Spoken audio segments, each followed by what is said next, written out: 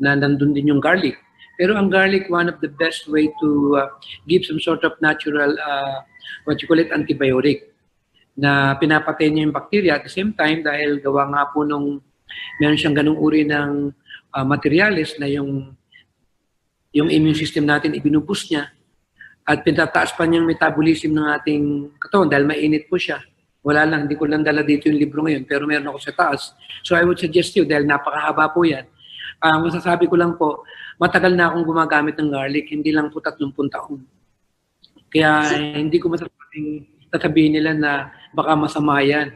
Eh siguro kung masama ang garlic, meron na akong sakit. Ang buong family ko, kahit kapatid ko, lahat kami, addict na yata kami sa garlic. Part ng diet namin yan. Hindi po nawawala. At alam po na makatulong namin yan. May concentrated po kami na kung tawagin ni chelation. Na umiinom kami ng 1 ounce right after meal. Dahil napakagandang pantunaw.